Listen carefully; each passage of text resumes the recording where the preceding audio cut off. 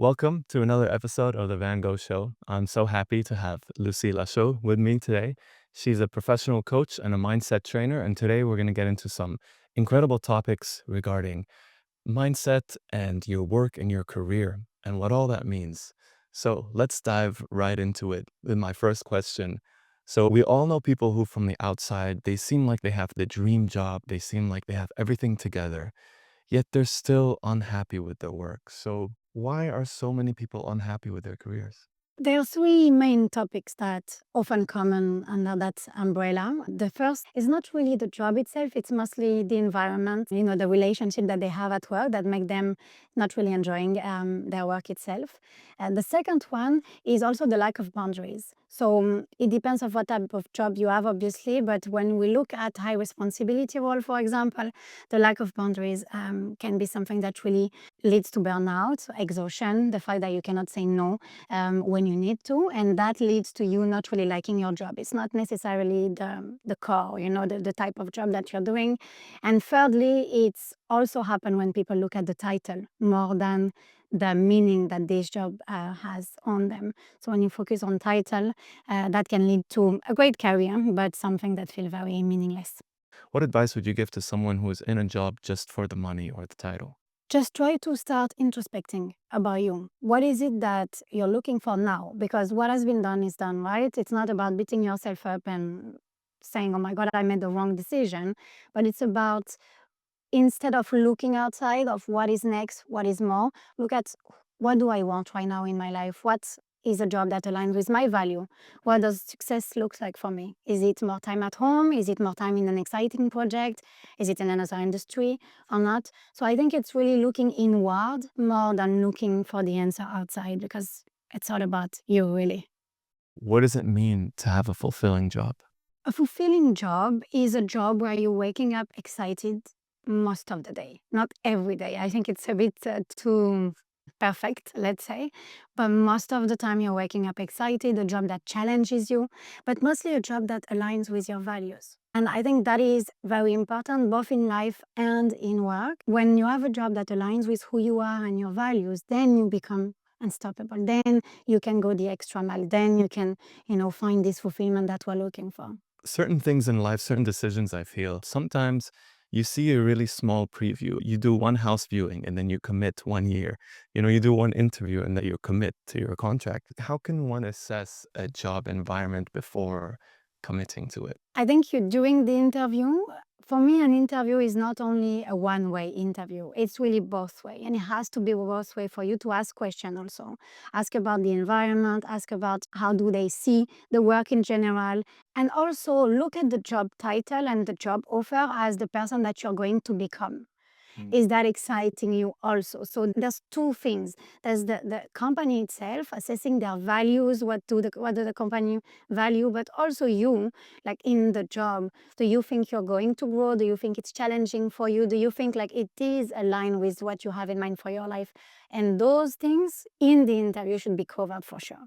What is your opinion on work-life balance? I think it's a complete myth for many reasons. First of all, a balance would mean 50-50, right? But sometimes you just can't have that, mostly if you have a high responsibility role, and that's okay. I think instead of work-life balance, I would use integration, meaning that you adapt your life according to your job. Sometimes you have a lot of priorities at job, sometimes it's in your personal life. It's all about how you navigate that and how do you know that you need to recharge, because that is important. I think what happens a lot of times is we get caught into work, overworking and things like this, or we are too passionate and we get caught into our job because we loved it. There is a moment where you need to assess and to say, I need to recharge right now. And that's what you need to do. But it doesn't mean you have to have a perfect balance. I don't think it's achievable. So for me, it's really integration, and that changes according to your objective and your life in general. So, what is your opinion on the Japanese philosophy of Ikigai? I think it's a great concept, but I also think it's complicating things also. There's a lot of areas to know and to define already, and if you don't have that, it seems that you cannot start going after your purpose. What I would recommend, more than trying to have everything perfect and the answer to all of the part of the Ikigai, would be more to focus on intentionality, looking inward and Start looking at the answer for yourself. Who am I? What do I want as a person? What is the environment where I thrive, for example? I think those questions are very important because once you have that, anyway your behavior is going to change. Anyway, you're going to be more excited. You're going to start taking different action and you're going to start experiencing. Purpose for me, it's not something you look at or you overthink about. It's something you think about a bit, you have an idea or you have an interest in something, and then you start taking action. And by taking action, you get your answers, you start experiencing it. And that's much more important than just overthinking it because you can't find your answer and your passion by overthinking. What is something that leaders need to unlearn about success? Success is not about more. Success is about doing the right thing. And when I say the right things, I mean the right thing for you. Doing something that matters to you. That's where success is. And I've seen that with my clients and people that I work with at any level in the company. Literally, what makes people fulfilled and happy is when you're doing and working towards something that truly matters to you. So it's not about more, it's about more things the right way and more things that matters to you. That is the shift and it's open. If a top leader came to you feeling completely fulfilled, what would you challenge them on? I would ask the leader, are you growing or are you comfortable? When we are fulfilled, often we tend to link that with being comfortable. However, as everything in life, you evolve. So you can be comfortable now, and then 6 months down the road, 1 year, 2 years, you are evolving. So it is important to check with yourself and to ask yourself, am I still growing? Am I still challenging myself? Am I still moving forward? Because one of the reasons why people get unfulfilled is because they forgot about growth and challenge in the right way, as I said before, not for the more, but for something that matters to you. And mostly for leaders, there are people who really thrive in an environment where they are learning and growing constantly. So it is important to take the time to reflect and to ask yourself, am I just comfortable or am I still growing? Because growth, as Tony Robbins says, is one of the only human needs with contribution that really leads to fulfillment. It's funny how we change over time. I like to think that people don't change, but I mean, I'm not the same person I was 5 years ago. Our wants, our desires, our beliefs, certain news comes up and it changes your perspective and mind about things. How can we assess our current situation to make sure that we're on the right path to a more fulfilling career in life? I think there is one question that I like to ask myself anyway. It's, if nothing changed for 5 years, would I be happy?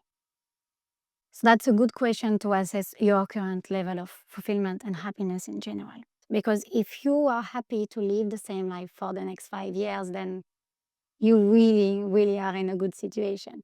Naturally, humans, we always shifting the goalposts. So we always want more. We're almost never satisfied. It's a blessing and it's a curse because it keeps you ambitious, it keeps you hungry and motivated and driven. But at the same time, you have something that maybe you wish you had 2 or 3 years ago. And now it's become your sort of status quo. So are we always chasing butterflies? Is there an end goal? Are we never satisfied? We're always pushing and pushing. And is that like a curse for us? No, it can be a curse if you are looking for more without ever choosing to look for more, something that really matters to you. What I mean by that is it's okay to be ambitious, it's okay to be driven, but you have to use that ambition and that drive towards something that is truly meaningful to you. Because if you don't, if you choose to grow into things for a wrong reason, that can be very damaging. That is where you're always chasing, you can't feel grateful. I think there is this belief around accepting and being grateful for what we have, that everything should then be slowed down. It means that you have to accept your situation and you have to slow down. I believe that you can still be ambitious and driven, but you have to use that into what matters to you so you can keep having that ambition while feeling grateful about what you have. There's no either or. It's not either you're grateful and then you're not ambitious, or you're ambitious and you're never grateful. If you pick the thing that truly matters to you and that are aligned with your values, yes, you will want to grow. It's part of who you are. And we are, as human, as you said, we want to grow, but we have to grow in something that matters to them, not for the wrong reason, not for the title, the money, and things like that. Some people are still figuring out what they want to do in their careers and might feel a little bit lost at times. What advice would you give to someone going through that? I think you have to identify what is the core of the reason why you're lost. Is it a lack of clarity? Is it that you don't know what is your next move? Is it that you don't really know what interests you, what type of career you want? The second thing can be, is it a question of purpose? Is it that you are realizing that this doesn't bring you purpose, this is not meaningful to you? Or is it that you're not challenged enough? Is it that you want more challenge? And you know, when you identify one of the three, then it's very easy to take small steps. And I think that is the key for the people who are lost, is to start just taking small steps. Because the more you stay in your overthinking mode, the more you try to answer your answer in your head, the more you stay stuck. What you want to do is a small action. I realize that this might not be what interests me as a career, so let me take some time to identify what other areas do I have interest in, and start with small steps like this. What's a small shift in perspective that has the biggest impact? Instead of asking yourself, what should I do? Ask yourself, what is the person that I want to become? Mm. And from that perspective, you will understand what you need to do. We tend to think, a lot about what do I need to do? I need to do A, B, C, D in terms of task. But when you take a step back and you ask yourself as a person who I want to become, that really puts things into perspective, and that allows you to figure out what is the right thing for you to do. I'm someone who obviously does a non-traditional job. I joke on my Instagram bio that I shout at a stick for a living, right? So I'm a musician full time, and obviously that's a career path that is really non-traditional. And this question doesn't just apply to musicians, but anyone who is following a non-traditional career path where there isn't like a ladder structure. So what advice would you give to someone pursuing a non-traditional career path? Own it. Because we don't get exceptional results by doing traditional things. There is Alex Hormozy, this big entrepreneur. He said, if you are an exceptional person, and when I say exceptional, it doesn't mean you're better, but it means you're different, you have a different way of approaching things, then that's amazing. But you know that you're going to also have an exceptional path of getting things done. The thing is, it might be harder for you. You might have moments where you want to give up, but when you don't give up and when you keep going, it's something you will not regret. It's something that will be meaningful for you. So exceptional results come with exceptional paths. I'm a big advocate of people who have that. So really own it. Don't give up, because it's really worth it. I love that. And sometimes you meet people in positions of leadership or big titles, and you're like, how on earth did this person get this? Like, it just doesn't match their personality. Maybe they come across in a sort of negative way. But on the opposite side of that, you meet some people who are extraordinary leaders, like presidents and CEOs that I've met in certain events, and I'm like, they clearly lead by example, and they have something in their personality, a certain charm. Their morals shines through. So, what makes a good leader? As you describe it, it's not about the title, first of all. It has nothing to do with that. A leader not only is someone that lead by example, but it's also someone who elevate others. It means that a leader really helps others to grow, because he has a vision, he has a way of inspiring people that is very different from just someone who is in a managerial position, let's say. So when you are able to elevate people around you, that's why you become a leader. When people look at you and respect you because you are helping them in their life, you're helping them grow, you're inspiring them. So to have that core quality as a leader, obviously you need to be very aware of who you are. You need to have a strong vision for yourself or for the company anyway. And you need to be very aware of your confidence and your charisma and all of your power, so you can fully dedicate your time to help others and to help them grow. So that is leadership, Mm. according to me. Are people less happy now than they were 10 years ago?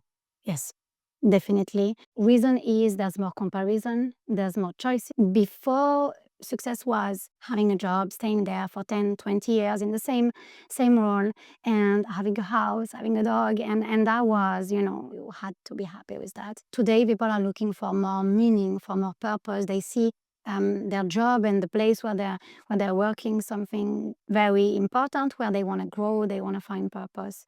So yes, definitely, there is less happiness in today's world, but a lot more opportunities to rethink success. People are making money today online with different ways. Like you can invent yourself all the time. So that's also a good opportunity and a good thing that we have today. How has the advancement of AI affected people's perspectives on their careers? It makes you think about what is not replaceable by AI. Creativity, emotional intelligence, leadership. So you want to double on those qualities. Because yes, everyone can use ChatGPT, right? And ChatGPT, or whatever AI can do for you now in terms of productivity, it's a game changer. But the more you focus on things that can't be replaced by AI and develop those skills, the more you have chances to keep having a job and to make a difference.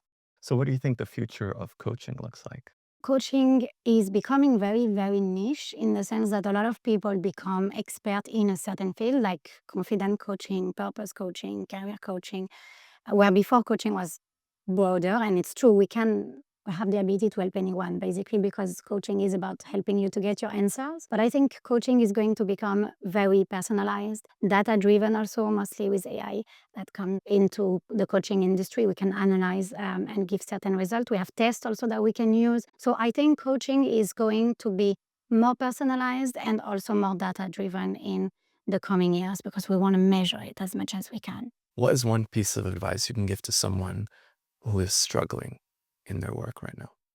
You're not stuck. You're just afraid of taking action. You being stuck in your head needs to take some small action. We think a lot that we're stuck, but stuck means that you're not taking action, you're not making decision. Even if you're not sure about what's next, even if you have doubt, keep exploring and start taking small action. It can be a conversation with your boss, it can be an activity, a group that you want to join, but don't be scared to take small action. Even if at the end of the day it wasn't what you were looking for, at least it's an answer. One more answer than just keep thinking about it. A lot of people have come to me and think they're stuck in their job is just because they're afraid of making a small step. So start by making a small step, everything will clear up. Nice. What is something that a client has told you that has changed your life? I realize that despite the title, the money, the fame, the reputation, we all have the same fear. And that's not something that someone told me, but that's what I see from a lot of my clients, that we all have the same fear. We all are going through the same thing. And at the end of the day, we all want the same thing. We want to be fulfilling. We want to have great relationship. We want to feel we belong somewhere. And those things are the things that truly matters. And that changed my life. And it's changing my life every day because when I caught myself, maybe not chasing something for the right reason, I remind myself that some other people were there are much more advanced than me in terms of career or in terms of money or reputation. And I know that is not the answer. It's a good to have, right? Well, mostly when it's in something that you love, but it has to be in something that matters to you because at the end of the day, you will have the same fear, you will have the same struggle. We are all the same. That's what I'm learning all the time. All right, we're more alike than we are different, right? Exactly. If you can give leaders one question to reflect on every morning, what would that be? If I have to live a second life, would I be proud to live the same life? So basically, am I leading a life that I would be proud to live twice? If you could do it all again, would you? Yeah. Like the life that you're living right now, would you be proud to live it again the exact same way? And if the answer is no to that, what would you suggest they do? Then you're still alive to change it. Nothing is impossible. I mean, people are getting married at 80 years old, people write a book. Nothing is impossible. Just your mind is preventing you from thinking that. But if you really truly start believing that nothing is impossible, that you can reinvent yourself, then start doing it. And you'll be maybe even more proud of your life because you will have had this shift and that realization. Yeah, better late than never, right? Absolutely. What's the most surprising success story that you've heard? One of my clients, 52 years old, general manager for years, was looking for, the next chapter in his life, the next title, the reputation, always in control. And surprisingly, he fell in love for the first time at 52 years old. And the reason why he fell in love was because he learned that all of this doesn't matter. If you can be yourself, if you can just accept who you are and follow your heart more without controlling everything, exceptional things happen. And he found love, which was not planned in our coaching, That's really nice. but it was beautiful, yeah. Is there a song or a lyric that resonates with you when it comes to your coaching philosophy? Absolutely. James Blake, Retrograde. It's a very deep song, but it's also where I have been personally for many years. Despite the nice career that I had this emptiness, this void inside me, this sadness that I felt no one could really understand because on paper my life was pretty cool. And I think a lot of people are struggling from that. The start of the song, James Blake says, "You are alone in the world you have grown and in the world you have built," basically. And that is really, I think, the reason why I coach today and I've selected to be a coach.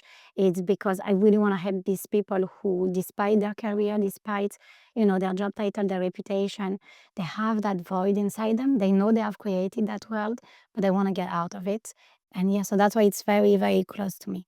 That's really nice. A great song choice. Tell me more about your career path because you got into coaching and I know that you were in a traditional corporate job before. You were a CFO and then you left that to pursue this. So how did that change come about? Well, for me, I had a very early career. I became CFO by the age of 26. And so all of a sudden, I had everything that I planned to have. And when I was here in Dubai, somehow those feelings of emptiness, who am I, started to grow.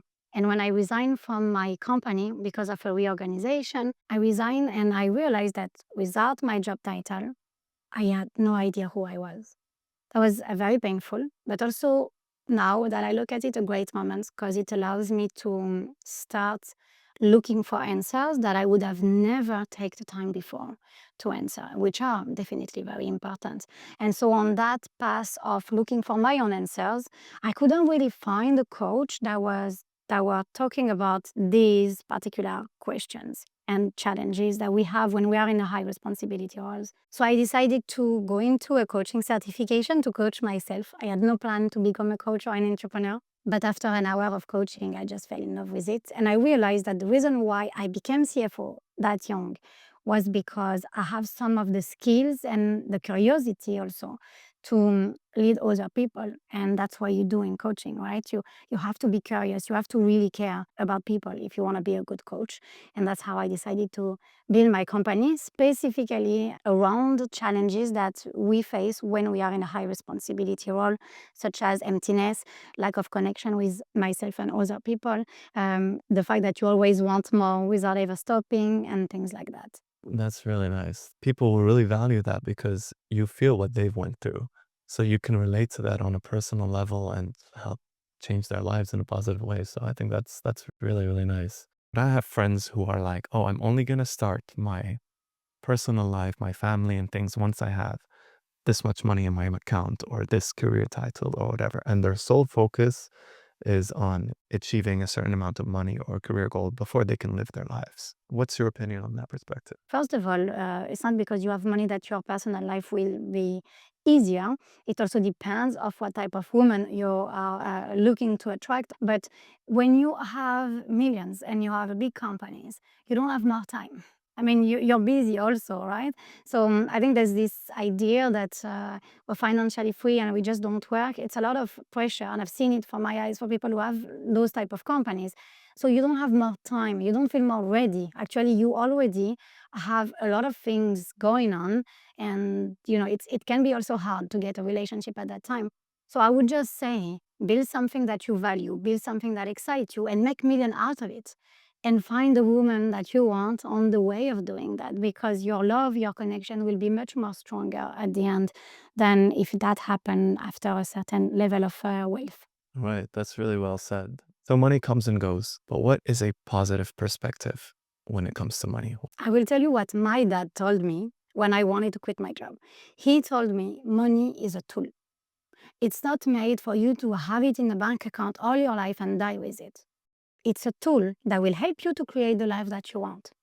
Sometimes you have a lot of tools, sometimes you don't have a lot of tools, but see it as a tool, because if you don't see it as a tool, all your decisions are going to be made based on that money. And it's going to prevent you from taking risk, from being bold, from building a life that you truly want. But if you see it as a tool, I wouldn't think it's a positive way, but I think it's a more rational way. Right. Instead of putting all that pressure that we need saving. Don't get me wrong, we need money to survive. However, if you see money as a tool, I think you don't have that scarcity mindset around money. And so you can really truly understand that this is the key, this is the tool you need to build your life. That's how I see it anyway. That's a really nice perspective. Yeah, it's the first time I hear that, but it makes complete logical sense. So thank you so much, Lucy. Thank you, Really and appreciate that. That was a really fun conversation. I hope you guys enjoyed watching us and listening to this podcast. So for people listening, where can we find you? Where can we learn more about you and maybe get on your coaching programs as well? So I have a website called changingmindscoaching.com. I'm also very active on LinkedIn. My name is Lucie Lachaux. And that's it. That's most of the places where you can hear about me. I also have a newsletter called Great Paycheck Crap Life. So if you ever want to join, it's on the website or on LinkedIn also, and you receive insight on how to get clarity and rethink success every week.